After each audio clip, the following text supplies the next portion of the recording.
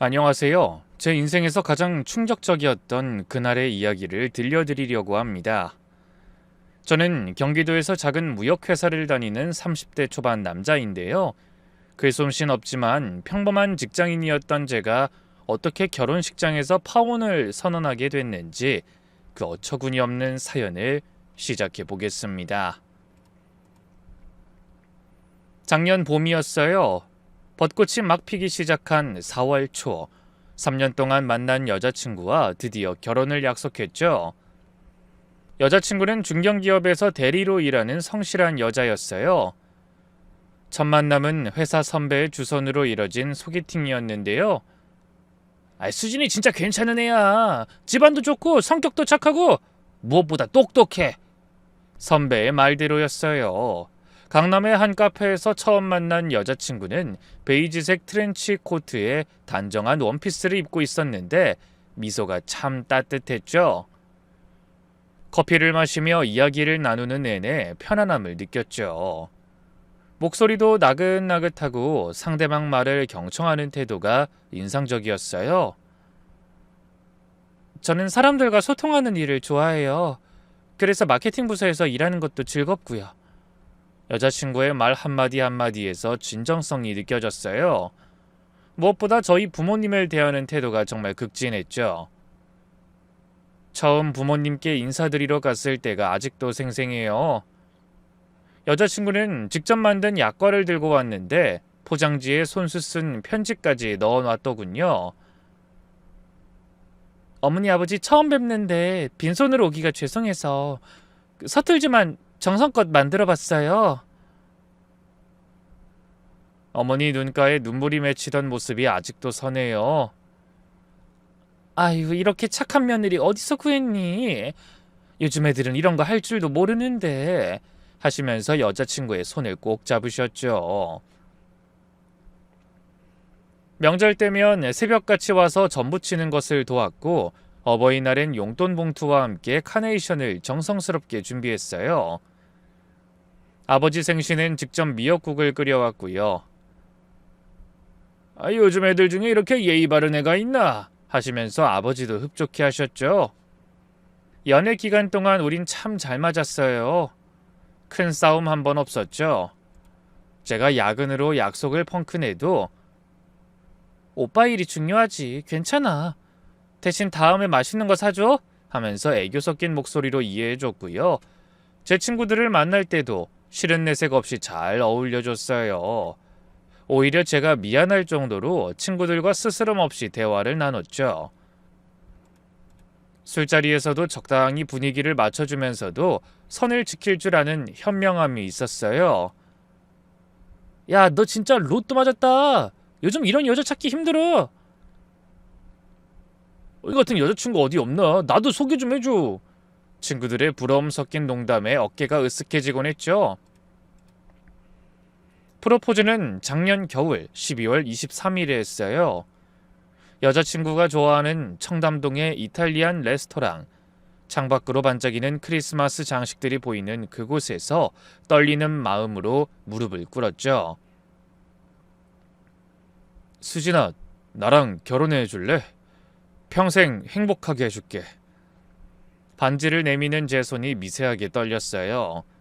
여자친구는 두 손으로 입을 가린 채 눈물을 글썽였고 한참을 그렇게 있다 작은 목소리로 응, 오빠 하고 대답했죠. 레스토랑의 다른 손님들이 박수를 쳐주었고 그 순간 정말 세상을 다 가진 기분이었죠. 양가 상견례는 청담동의 한정식 집으로 양가 부모님이 편하게 대화할 수 있는 조용한 룸에서 진행했죠. 여자친구의 부모님이 들어오셨을 때 첫인상은 세련되다였습니다. 아버지는 중학교 교감 선생님이라고 했는데 왠지 교육자보다는 사업가 같은 느낌이었어요. 양복도 고급스러웠고 손목시계도 상당히 비싸 보였죠. 어머님은 은행 차장이라고 하셨는데 들고 오신 핸드백이나 액세서리가 평범한 은행원이 하기엔 너무 고가의 명품이었습니다. 공무원이랑 은행원 월급으로 저런 게 가능한가? 순간 의문이 들었지만 뭐 집안에 재산이 있을 수도 있고 투자를 잘했을 수도 있으니까 대수롭지 않게 넘겼어요. 장인어른 반갑습니다. 이정우라고 합니다. 악수를 나누는데 장인어른 손이 교육자 치곤 너무 부드러웠어요.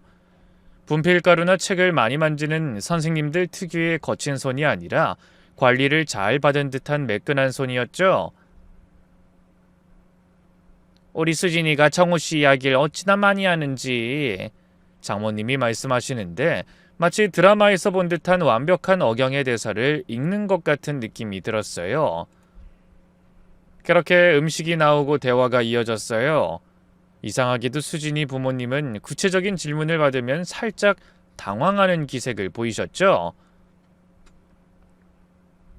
교감 선생님이시면 요즘 학교 분위기는 어떤가요?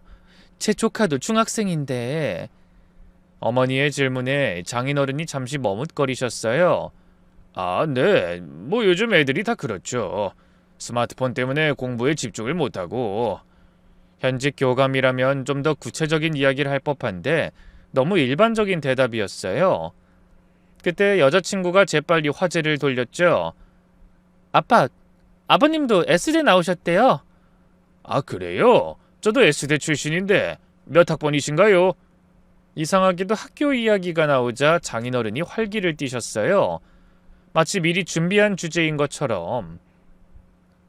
82학번 경영학과입니다. 아, 저는 81학번 국문과네요. 한 해 선배네요. 근데 이어지는 대화가 묘했어요. 학교 근처 맛집이나 건물 이야기는 술술 나오는데 정작 교수님 이름이나 학과 분위기 같은 디테일한 이야기는 피해가는 느낌이었죠. 저는 상견례 분위기를 망치고 싶지 않아서 그냥 넘어갔습니다. 생각해보면 여자친구는 저와 사귄 지 3년 동안 부모님과 관련된 구체적인 에피소드를 별로 들려주지 않았어요. 명절 때 뭘 했는지, 가족여행은 어디로 갔는지, 어릴 때 추억 같은 것들을 물어보면 항상 그냥 넘어갔죠.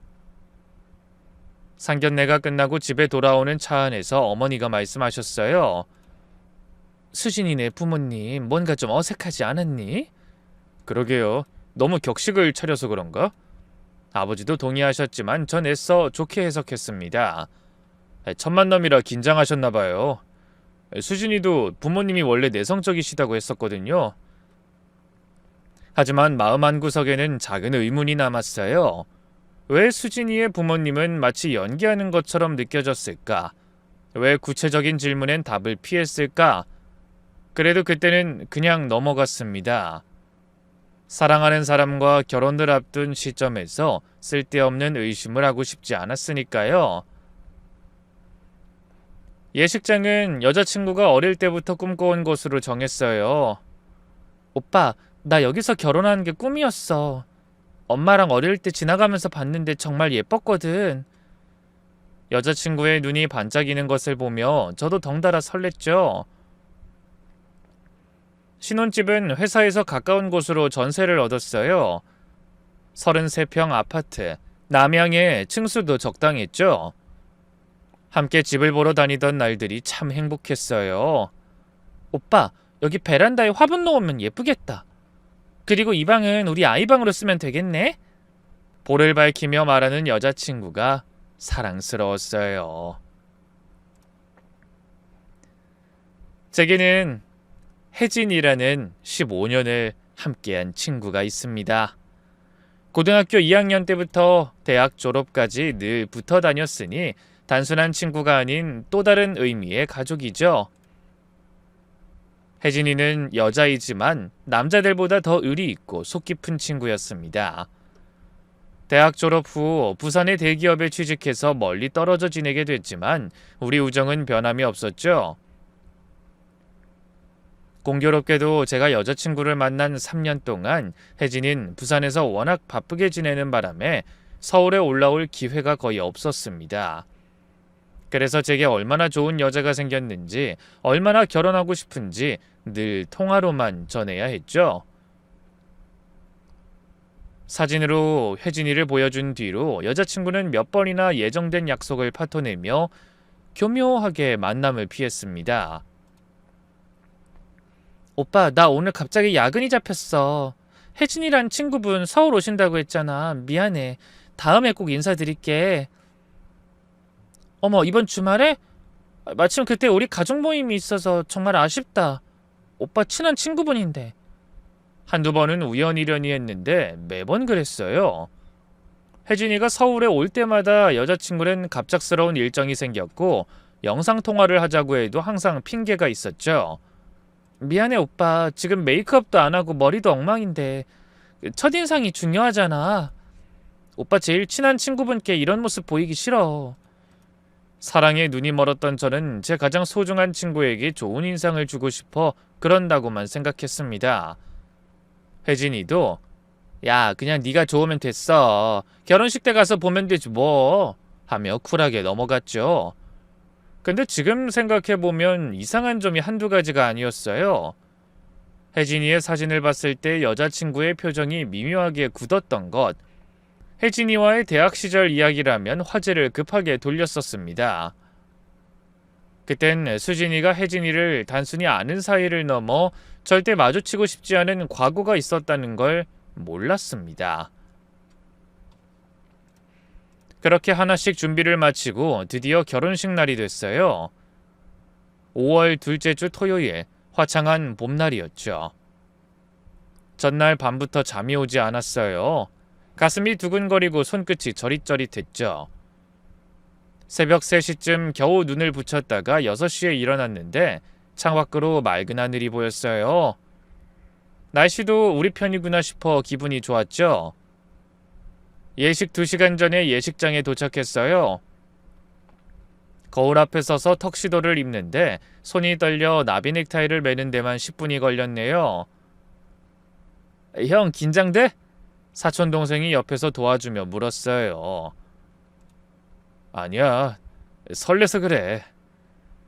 양가 부모님은 오가는 하객들에게 연신 고개를 숙이며 인사를 건넸고 식장은 축복의 말들과 향기로운 꽃내음으로 가득 찼습니다. 모든 것이 완벽했고 이 행복이 영원할 것이라 믿어 의심치 않았습니다. 하객들을 맞는 내내 입가에서 미소가 떠나질 않았습니다. 곧이어 순백의 웨딩드레스를 입고 신부 대기실에 앉은 여자친구의 모습은 그야말로 천사 같았습니다. 눈부시게 빛나는 그녀를 보자 지난 7년간의 고생이 모두 보상받는 기분이었습니다. 수진아, 많이 떨려? 조금. 오빠는? 난 하나도 안 떨리는데 그냥 너무 좋아서 죽을 것 같아. 제 너스레의 여자친구가 수줍게 웃었습니다. 하지만 문득 제 손을 잡고 있던 여자친구의 손에 힘이 꽉 들어가는 것을 느꼈습니다. 긴장해서 그런가 보다 대수롭지 않게 여기며 어깨를 다독였죠. 식이 시작되기 30분 전 갑자기 식장 입구가 소란스러워졌습니다. 대학 친구들이 하나둘 도착하기 시작했어요. 야, 드디어 장가 가는구나. 어이, 축하한다 이 자식아. 등을 두드리고 포옹하는 친구들. 그리고 그 뒤로 제 눈에 너무나도 반가운 얼굴이 들어왔죠. 야, 혜진아, 여기. 저는 자리에서 벌떡 일어나 손을 흔들었습니다. 제 큰 목소리에 하객들의 시선이 잠시 그쪽으로 쏠렸고 혜진이는 멋쩍게 웃으며 다가왔습니다. 저는 녀석을 와락 껴안으며 등을 두드렸죠. 못 오는 줄 알고 얼마나 걱정했는데. 제 결혼 소식을 듣고 새벽 기차를 타고 올라왔다더군요. 당연히 와야지, 네 결혼식인데. 근데 신부는 어떤 애야? 사진으로만 봤잖아. 혜진이는 쇼컷 머리를 귀 뒤로 넘기며 특유의 장난스러운 표정을 지었어요. 그런데 그 순간 왜인지 모르게 가슴이 철렁 내려앉았죠. 정말 좋은 사람이야. 착하고 현명하고 너도 보면 마음에 들 거야. 제 목소리가 약간 떨렸나 봐요. 혜진이가 고개를 갸웃하더니 왜 그래? 결혼 앞둔 사람이 왜 이렇게 생기가 없어? 하고 물었죠. 아니야, 갑자기 긴장돼서. 그래, 일단 만나봐야 알겠네. 신부 대기실 어디야? 인사하러 갈게. 했어요. 그때 제가 왜 망설였을까요? 0.5초 정도 멈칫했던 것 같아요. 하지만 이내 그 3층 오른쪽 끝이야 하고 알려줬죠. 그게 그렇게 큰일이 될 줄은 꿈에도 몰랐으니까요. 혜진이가 엘리베이터로 향하는 뒷모습을 보면서도 그 알 수 없는 불안감은 계속돼서 따라갔어요. 수진아, 내 친구 혜진이 왔어. 내가 맨날 얘기했지? 신부 대기실의 마지막 메이크업 수정을 받고 있던 여자친구의 표정이 순간 굳었어요. 안녕하세요. 저는 신랑 친구 김혜진입니다. 인사드리러 왔어요. 혜진이 밝게 인사하며 들어왔지만 수진이는 거울 앞에 앉은 채 꼼짝도 하지 못했습니다. 메이크업 아티스트가 립스틱을 들고 있던 손이 허공에 멈춰 있을 정도로 순간 시간이 정지한 것 같았어요. 여자친구의 시선이 혜진이에게 꽂힌 채 그대로 굳어 있었고 화사하던 얼굴에서 모든 핏기가 가시는 것이 보였습니다. 동공은 지진이라도 난 듯 흔들렸고 입술은 파르르 떨리고 있었죠. 여자친구는 갑자기 배를 움켜쥐며 신음소리를 냈습니다. 오빠, 나 속이 너무 안 좋아. 어지러워. 잠깐만 화장실 좀 다녀올게. 여자친구는 제 만류를 뿌리치고 수백만 원짜리 드렉스 자락을 아무렇게나 붙잡은 채 비틀거리며 신부 대기실을 빠져나갔습니다. 그 모습이 어딘가 도망치는 사람처럼 다급해 보였습니다. 여자친구의 상태가 심상치 않다고 느껴 저는 하객들에게 신부가 잠시 몸이 안 좋아서요. 죄송합니다. 라고 양해를 구하고 따라 나섰습니다. 복도 모퉁이에서 여자친구는 벽을 짚고 서서 거친 숨을 몰아쉬고 있었습니다. 웨딩드레스가 불편해서 그런가? 아니면 너무 긴장해서 그런가? 제가 걱정스러운 마음에 여자친구에게 다가가려던 그때였습니다. 야, 괜찮냐? 아내분 왜 그래? 어디 아파? 저를 걱정에 따라온 혜진이었습니다.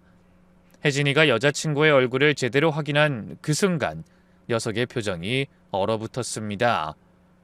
즐거움과 반가움으로 가득했던 얼굴이 순식간에 불신과 경악으로 인해 설명할 수 없는 분노로 뒤틀렸습니다.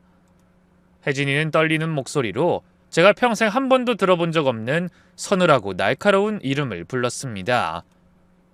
이수진이 미친년이 네가 어떻게 감히 여기서 결혼식을 해? 내 친구랑? 혜진이는 이성을 잃고 여자친구에게 그대로 달려들었고 순식간에 머리채를 거칠게 잡아챘습니다. 여자친구의 비명과 함께 평화롭던 결혼식장은 순식간에 아수라장이 되었습니다. 아름다운 실크 베일이 구겨지며 바닥에 나뒹굴었고 머리에서 우수수 떨어진 다이아몬드 핀들이 대리석 바닥 위로 흩어졌습니다. 놀란 하객들의 웅성거림, 사태를 파악하고 달려나온 양가 부모님의 절규가 뒤섞여 식장은 그야말로 아비규환이었습니다. 저는 이 상황을 단 1초도 이해할 수 없어 혜진이를 뜯어 말렸습니다. 정우야, 너 얘 정체 알고 결혼하는 거야? 무슨 소리야, 정체라니. 순간 여자친구가 고개를 들어 저를 봤어요. 그 눈엔 공포가 가득했죠. 떨리는 입술로 무언가 말하려 했지만 혜진이가 먼저 입을 열었어요. 야, 이수진! 네가 지금 그런 말이 나와? 그리고 믿을 수 없는 이야기가 쏟아지기 시작했죠. 정우야, 얘가 대학 때 내 약혼자 뺏어갔어. 그것도 결혼 한 달 전에. 뭐라고? 다리에 힘이 스르르 빠졌어요. 화장실 벽에 기대지 않았다면 그대로 쓰러졌을지도 몰라요. 도대체 무슨 말인지, 이게 현실인지 악몽인지 분간이 안 됐죠. 아이, 거짓말이지 수진아. 이게 무슨 소리야.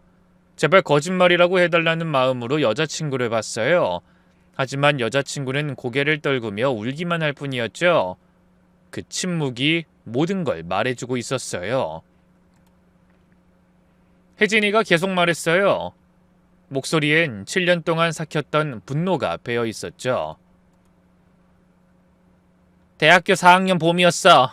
난 3년 동안 사귄 남자친구와 졸업 후 결혼하기로 했어. 청첩장도 다 돌렸고 예식장도 예약했었지. 같은 과 친구니까 당연히 인연도 초대했고. 혜진이의 눈가가 붉어졌어요. 근데 결혼 한 달 전에 갑자기 남자친구가 만나자고 하더라. 그래서 나갔더니 혜진이의 목소리가 떨렸어요. 헤어지자더라고. 이유도 제대로 말 안 하고. 나중에 알고 보니 이미 인연이랑 몇 달 동안 만나고 있었던 거야. 순간 여자친구가 울먹이며 말했어요. 그만해. 친구라고 믿었던 년이 내 등 뒤에서 내 약혼자를 꼬시고 있었던 거지. 결혼식장까지 예약해놓고 청첩장까지 돌린 상황에서. 혜진이의 목소리가 점점 커졌어요. 그 남자도 나쁘지만 더 나쁜 건 인연이야. 친구 얼굴하고 결혼 준비하는 걸 도와주는 척하면서 뒤에서 내 남자 뺏고 있었던 거야. 화장실 안이 순간 조용해졌어요. 밖에서 웅성거리던 소리도 멎은 것 같았죠. 전 그저 멍하니 서 있을 수밖에 없었어요. 혜진이가 휴대폰을 꺼냈어요. 떨리는 손으로 화면을 넘기더니 제게 보여줬죠. 정우야, 이거 봐. 작년 우리 대학 동창 단톡방이야. 여기 이 여자가 뭐라고 썼는지 읽어봐. 화면엔 여자친구의 프로필 사진과 함께 충격적인 내용이 있었어요. 혜진이 아직도 그 일로 징징대더라. 7년이나 지난 일 가지고 찌질하게. 그때 그 남자도 날 선택한 건데 뭘. 솔직히 내가 더 예쁘고 매력적이었으니까 당연한 거 아님? 결혼식 망친 거 미안하긴 하지만 진짜 사랑이었어서 어쩔 수 없었음. 손가락이 떨려 폰을 제대로 잡을 수가 없었어요.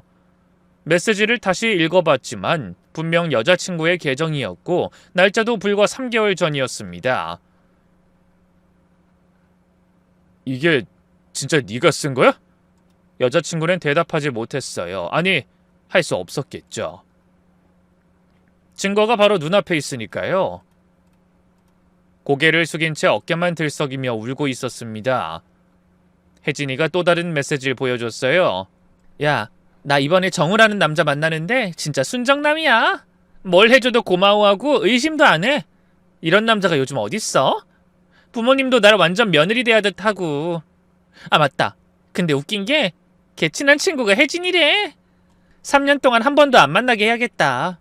들키면 골치 아프니까. 제 다리에 힘이 풀렸어요. 벽에 기대지 않았다면 그대로 쓰러졌을지도 몰라요. 근데 내가 제일 화나는 게 뭔지 알아? 혜진이가 더 말을 이었어요. 목소리는 점점 격해졌죠. 7년 전 일이라고? 내 인생이 망가진 건 아무것도 아니라고? 그 때문에 나 우울증 치료받으면서 1년 넘게 고생했어. 그것도 모자라서 자살 시도까지 했었어, 알아? 혜진이의 눈에 눈물이 맺혔어요. 결혼식장 취소하는데 위약금만 1,000만 원이었어.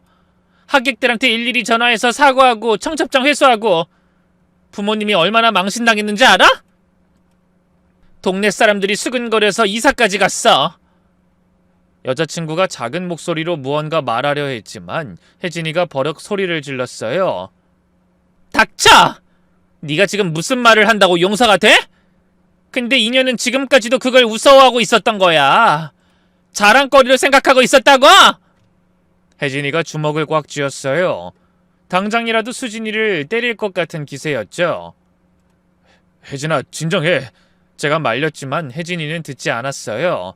심지어 교수님이랑도 뭔가 있었다는 소문이 있었어. 학점 잘 받으려고. 아, 맞다. 취업도 그런 식으로 했다며? 그때 화장실 밖에서 더 많은 사람들이 몰려들기 시작했어요.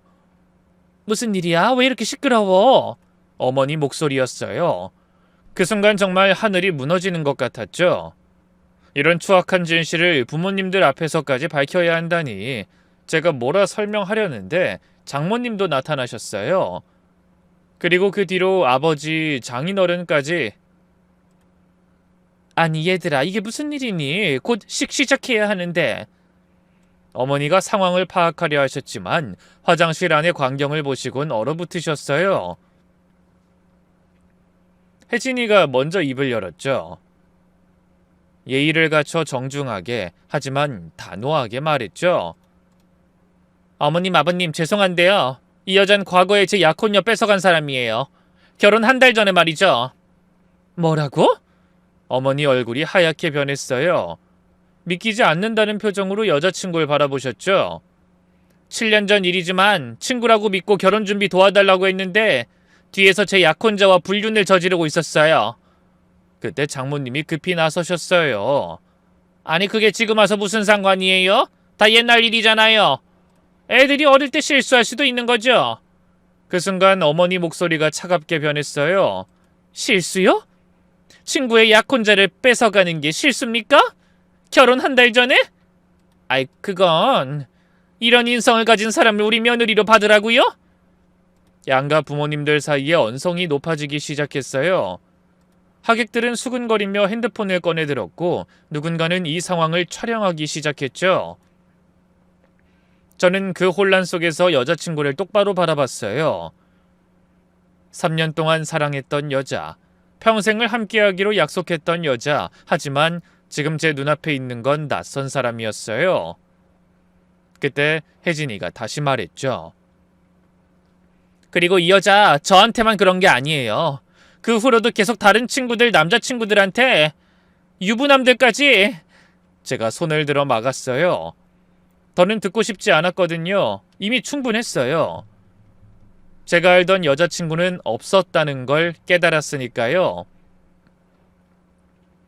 깊은 한숨을 내쉬고 최대한 차분한 목소리로 물었어요. 수진아, 마지막으로 물을게. 혜진이가 하는 말이 다 사실이야? 긴 침묵이 흘렀어요. 화장실 안은 숨소리조차 들리지 않을 정도로 조용했죠.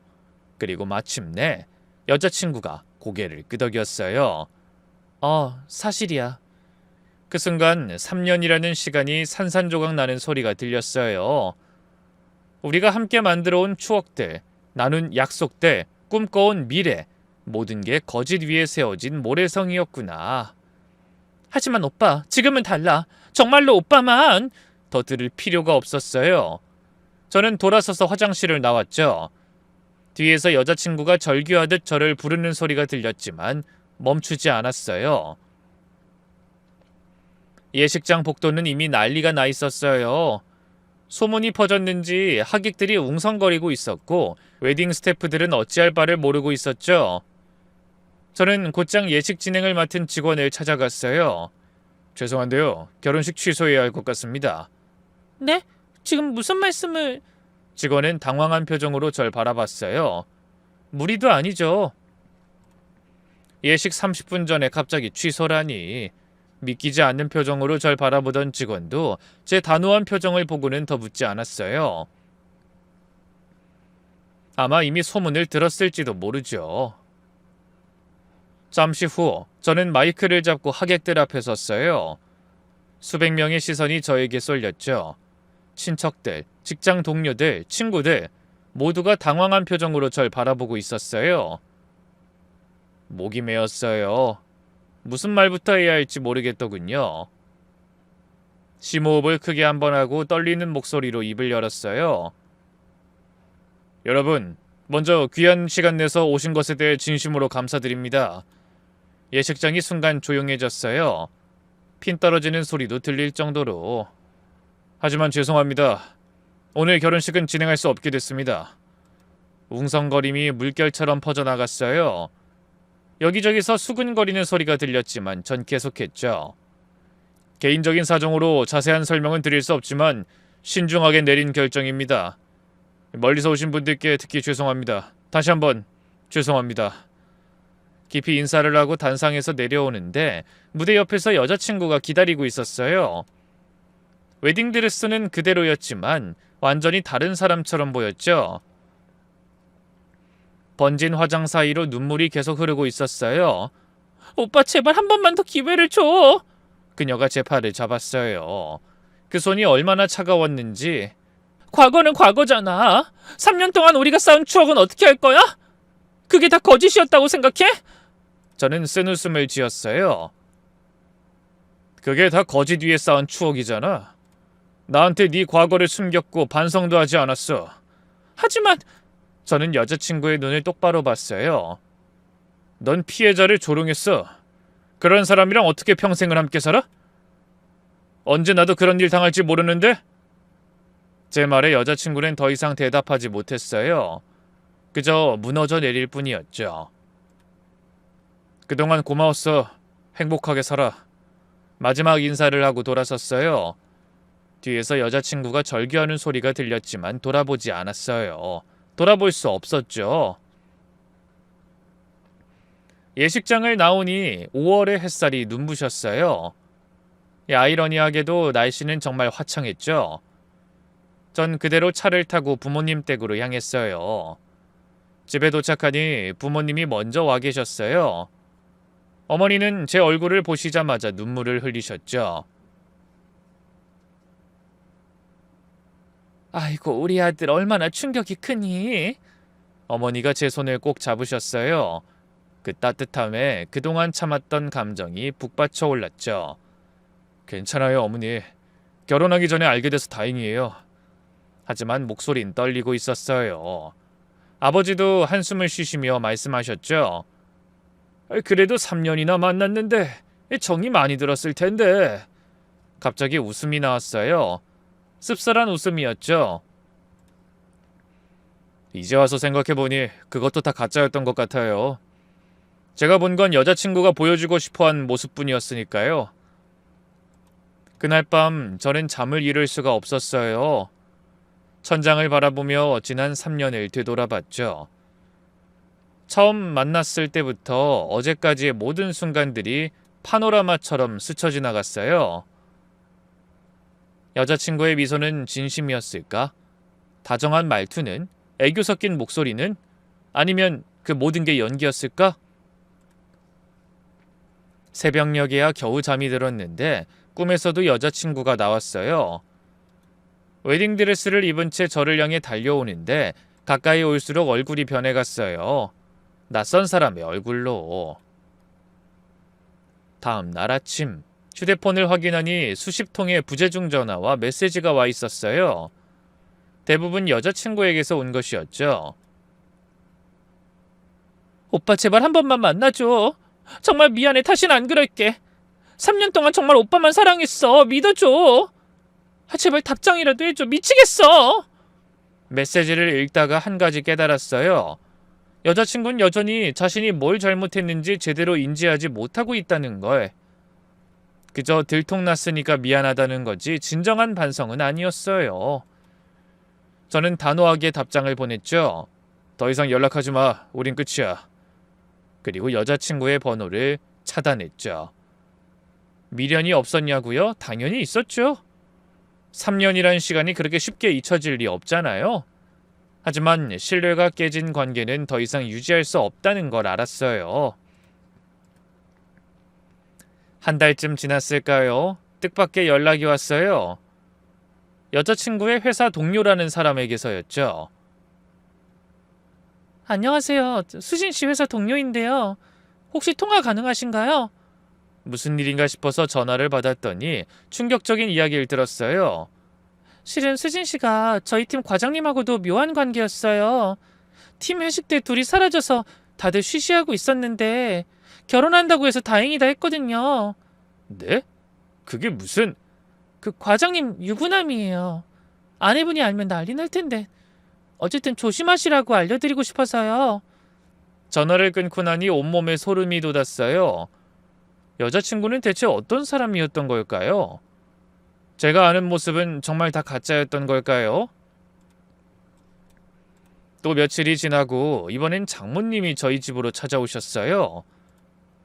어머니가 당황해하시며 절 불렀죠. 정우야, 사돈댁에서 오셨는데? 마주하고 싶지 않았지만 예의상 나가서 인사를 드렸어요. 근데 문을 열고 나가는 순간 뭔가 이상한 느낌이 들었습니다. 상견례 때 뵀던 세련되고 품위 있던 장모님과는 분위기가 완전히 달랐어요. 머리 스타일도 다르고 화장법도 달랐죠. 정우야, 우리 수진이가 잘못했어. 내가 대신 사과할게. 한 번만 용서해주면 안 될까? 목소리도 다르고 말투도 달랐어요. 상견례 때 은행 차장다운 세련된 말투가 아니라 뭔가 대본을 읽는 것 같은 어색함이 묻어났죠. 어머님, 죄송하지만 전 마음을 바꿀 수 없습니다. 수진이가 요즘 회사도 안 나가고 폐인처럼 지내. 밥도 안 먹고 이러다 큰일 날 것 같아서. 그때 저는 의심이 확신으로 바뀌었어요. 잠깐만요, 어머님. 수진이가 다니는 회사 이름이 뭐였죠? 순간 장모님의 표정이 굳었어요. 그게 왜 갑자기... 상견례 때 대기업 마케팅팀이라고 하셨잖아요. 어느 회사인지 갑자기 생각이 안 나서요. 그게... S전자... 아니, L전자... 더듬거리는 모습에 모든 게 명확해졌습니다. 그리고 어머님은 은행 어느 지점에서 일하신다고 하셨죠? 그때 저희 어머니가 날카롭게 끼어드셨어요. 당신 누구세요? 상견례 때 오신 분 아니잖아요. 그 여자는 더 이상 숨길 수 없다는 듯 한숨을 쉬며 털어놨습니다. 죄송해요. 수진 씨가 돈을 준다고 해서 전 이런 일 전문으로 하는 사람이에요. 이런 일이요? 가짜 가족 연기요. 결혼, 상견례, 집안 행사, 회사 행사 같은데 가족 역할 해주는. 충격이었어요. 그럼 처음부터 모든 게 연극이었다는 건가요? 상견례 때 오신 분들도? 네, 저희 팀이에요. 남편 역할하는 분은 실제로 연극 배우 출신이고 전 조연 출연 경험이 있는. 어머니가 기가 막히다는 표정으로 물으셨어요. 그럼 그 애는 진짜 부모가 없는 건가요? 그 여자가 조심스럽게 대답했어요. 정확히는 모르겠어요. 하지만 수진 씨는 이런 일을 한두 번 한 게 아니에요. 무슨 말이에요? 저희한테만 3번째 의뢰였어요. 항상 다른 남자였고 항상 결혼을 앞두고 있었죠. 소름이 돋았어요. 여자친구는 대체 어떤 삶을 살아온 걸까요? 모든 게 거짓이었습니다. 3년이란 시간 동안 제가 본 수진이는 실체가 없는 환상이었어요. 처음 만났을 때 베이지색 트렌치 코트를 입고 수줍게 웃던 모습도, 오빠가 좋아하는 음식 알고 싶어서 라며 매운 갈비찜을 억지로 먹던 모습도, 우리 부모님께 직접 만든 약과를 들고 와 90도로 인사하던 모습도 다 연기였던 거죠. 평생을 가면 쓰고 살아온 여자, 그녀에게 연애는 사랑이 아니라 사냥이었습니다. 특히 행복한 가정을 가진 남자, 부모님과 사이가 좋은 남자를 타겟으로 삼았죠. 자신이 한 번도 가져보지 못한 것들을 가진 사람들, 그들의 행복을 빼앗아 잠시나마 자기 것인 양 착각하고 싶었던 걸까요? 혜진이의 약혼자도 그랬고 유부남 과장도 그랬고 저도 그랬습니다. 우리는 모두 그녀의 공허함을 채우기 위한 도구였을 뿐이었어요. 지금 생각해보면 이상한 점들이 많았어요. 왜 3년 동안 단 한 번도 그녀의 집에 가본 적이 없었는지, 왜 그녀의 친구를 만난 적이 없었는지, 왜 어린 시절 사진 한 장 본 적이 없었는지도요. 오빠, 우리 집은 너무 멀어서 불편해. 그냥 밖에서 만나자. 친구들? 다들 지방에 있어서 자주 못 만나. 어릴 때 사진은 이사하면서 다 잃어버렸어. 모든 변명 뒤에는 감출 수 없는 진실이 있었던 거예요. 여자친구에게는 보여줄 집도 소개할 친구도 추억이 담긴 사진도 없었으니까요. 남의 행복을 파괴하며 자신의 공허함을 채우려 했던 여자. 하지만 빼앗은 행복은 결코 자기 것이 되지 않는다는 걸 그녀는 끝까지 몰랐나 봅니다. 그게 제가 사랑했던 여자친구의 진짜 모습이었죠. 그 일이 있고 나서 저는 새로운 마음으로 일상을 시작했어요. 예약해뒀던 신혼여행은 취소하고 대신 혼자 제주도로 여행을 갔죠. 올레길을 걸으며 많은 생각을 했어요. 파도 소리를 들으며 바람을 맞으며 한 걸음 한 걸음 걸었죠. 그러다 보니 복잡했던 마음이 조금씩 정리되는 기분이었어요. 그래, 이렇게 된 게 오히려 다행이야. 평생 속고 살 뻔했잖아.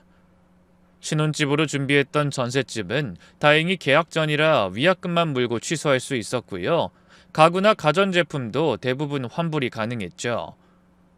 금전적 손실은 있었지만 평생 불행하게 사는 것보단 훨씬 나았어요. 회사에 복귀하니 다들 조심스럽게 대해줬어요. 무슨 일이 있었는지 대충은 알고 있는 눈치였죠. 특히 제 직속 상사였던 부장님이 따로 불러 말씀해 주셨어요. 아이 정우씨, 힘들겠지만 잘 결정했어. 나도 첫 번째 결혼 실패하고 재혼했는데 지금이 훨씬 행복해. 시간 지나면 다 나아질 거야. 부장님의 따뜻한 위로가 큰 힘이 됐어요. 그리고 있잖아, 우리 처제가 대기업 다니는데 괜찮은 애야. 나중에 마음 정리되면 소개해 줄까? 아직은 시간이 좀 필요해요. 아이 그래, 천천히 생각해. 좋은 사람은 언제든 나타나니까. 시간이 지나면서 저도 조금씩 일상을 되찾아갔어요. 퇴근 후엔 헬스장에 다니기 시작했고 주말엔 등산도 했죠. 혼자만의 시간이 의외로 괜찮더라고요. 예전엔 항상 여자친구와 함께여서 몰랐는데 혼자 있는 시간의 소중함을 깨달았어요. 책도 읽고 영화도 보고 가끔은 혼자 맛집 탐방도 하면서 저 자신을 돌아보는 시간을 가졌죠. 그러던 어느 날 대학 동창 모임이 있었어요. 가기 싫었지만 친구들이 하도 나오라고 해서 마지못해 참석했죠. 야, 정우 왔네! 오랜만이다! 친구들이 반갑게 맞아줬어요. 다들 제 사정을 알고 있는지 결혼 얘긴 꺼내지 않더군요. 술이 몇 잔 들고 분위기가 무르익었을 때 뜻밖의 이야기가 나왔어요.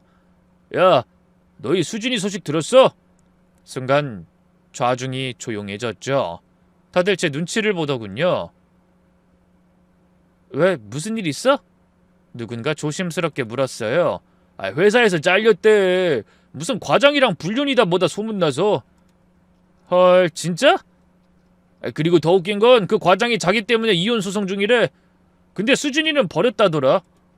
다들 수근거리기 시작했어요. 저는 모른 척 조용히 술만 마셨죠. 그때 한 친구가 말했어요. 사실 나도 수진이한테 당할 뻔했어. 3학년 때 나랑 사귀던 남자애한테 대놓고 작업 걸더라고. 다행히 그 남자애가 바로 차버렸지만. 나도 비슷한 얘기 들었어. 수진이가 원래 좀 그랬잖아. 남의 남자애만 관심 있고. 맞아, 기억나? 그 축제 때도 선배 여자친구한테 대놓고 그 선배 좋아한다고 고백했다가 쌍욕 먹은 거. 친구들의 이야기를 들으며 전 깨달았어요. 다들 알고 있었구나. 여자친구가 어떤 사람인지를요. 단지 저만 몰랐을 뿐이었어요.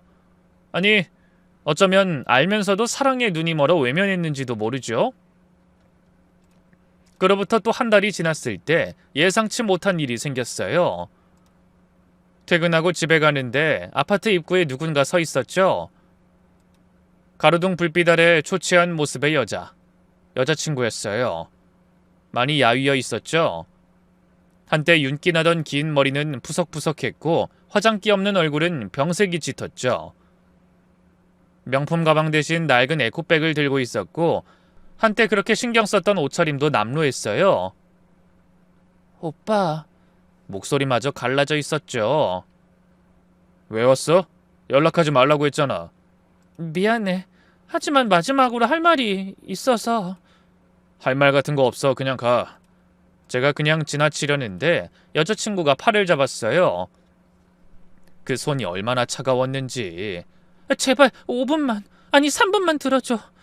그 간절한 눈빛에 잠시 망설였어요. 하지만 이내 마음을 다잡았죠. 빨리 말해. 여자친구가 눈물을 글썽이며 말했어요. 오빠, 나 임신했어. 순간 머릿속이 하얘졌어요. 심장이 쿵 내려앉는 것 같았죠. 하지만 이내 정신을 차리고 물었어요. 그게 나랑 무슨 상관이야? 오빠 아이야. 거짓말하지 마. 우리 마지막으로 만난 게 2달도 더 됐어. 정말이야. 병원에서 검사했어. 10주래.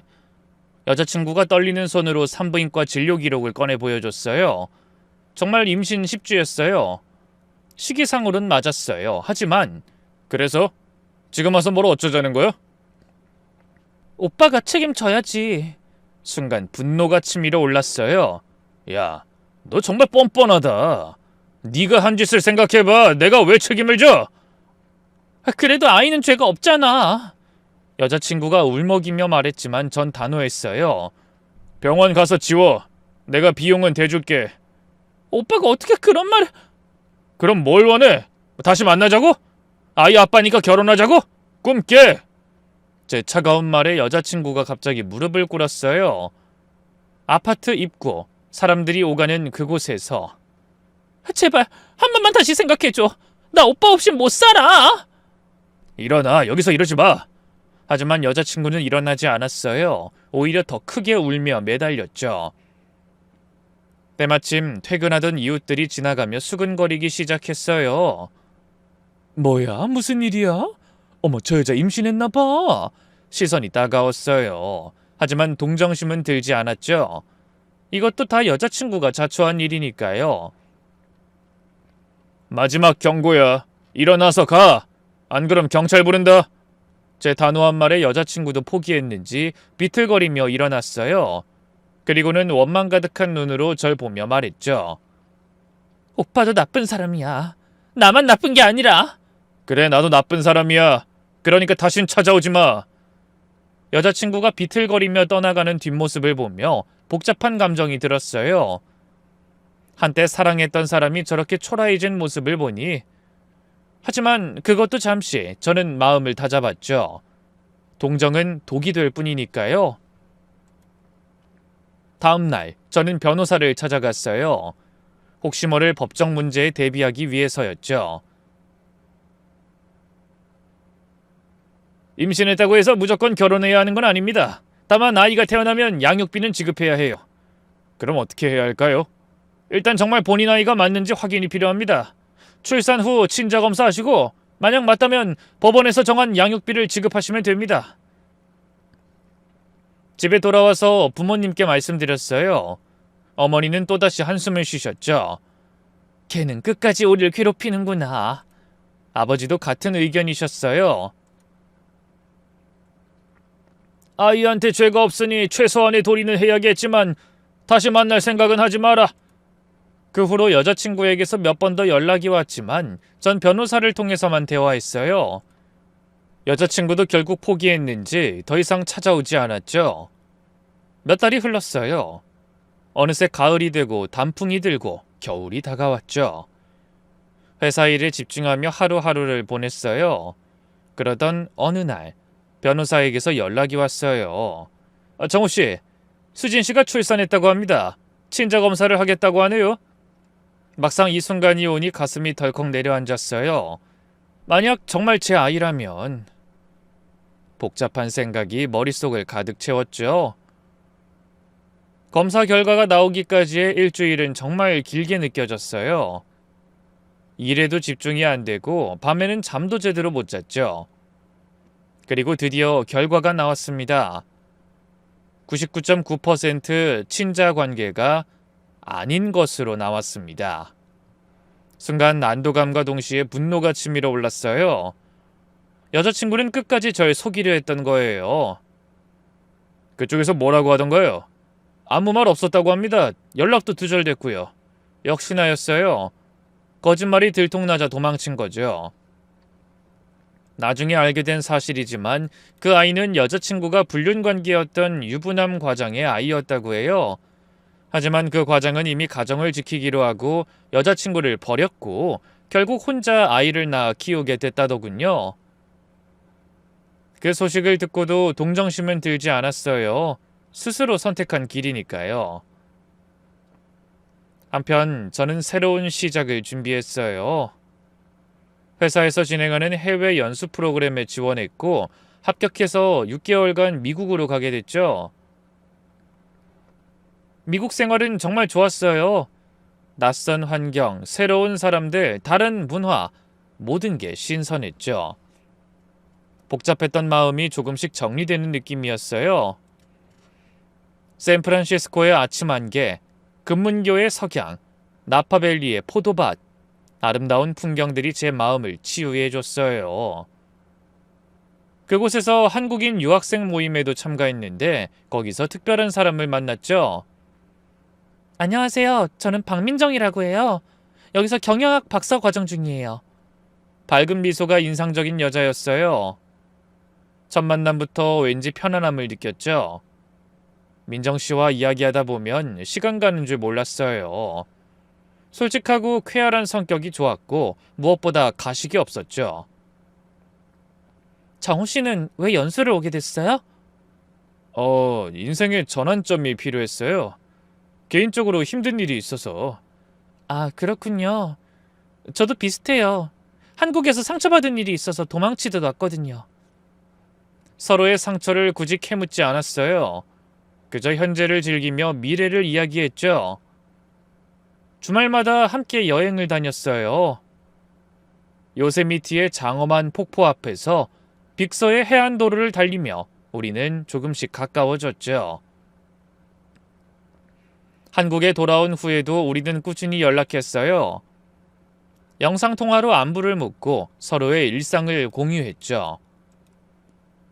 시차 때문에 연락하기 쉽지 않았지만 그래도 하루에 한 번은 꼭 메시지를 주고받았어요. 어느 날 민정 씨가 중요한 소식을 전했어요. 정우 씨, 저 논문 통과했어요. 이제 정말 졸업이에요. 축하해요. 정말 고생 많았어요. 그리고 한국 회사에서 오퍼 받았어요. 다음 달에 들어가요. 가슴이 뛰었어요. 드디어 다시 만날 수 있구나. 그런데 한국에 돌아온 지 몇 달 후 또 한 번 여자친구, 아니 수진이에게서 연락이 왔어요. 이번엔 모르는 번호였죠. 오빠, 나 수진이야. 목소리가 많이 변했어요. 예전에 나긋나긋함은 온데간데 없고 거칠고 지친 목소리였죠. 아이가 많이 아파. 심장 수술을 해야 하는데 돈이 없어서. 순간 복잡한 감정이 들었어요. 제 아이도 아닌데, 하지만 아무리 미운 사람의 아이라도 죄는 없으니까요. 그 아이 아빠한테 얘기해봐. 내가 왜 도와줘야 해? 그 사람 연락 끊겼어. 아내한테 들켜서 이혼 소송 중이래. 나 정말 막막해. 수진이의 목소리에 절박함이 묻어났어요. 하지만 전 단호하게 거절했죠. 미안하지만 도와줄 수 없어. 네가 선택한 길이야. 오빠 제발. 우리가 3년이나 만났잖아. 그 정도 정은 있잖아. 정? 네가 그걸 말해? 날 속이고 배신한 네가? 더 이상 말하고 싶지 않아 전화를 끊었어요. 마음 한구석이 불편했지만 선을 그어야 했죠. 일주일 후 이상한 일이 생기기 시작했어요. 제 SNS에 악성 댓글들이 달리기 시작한 거예요.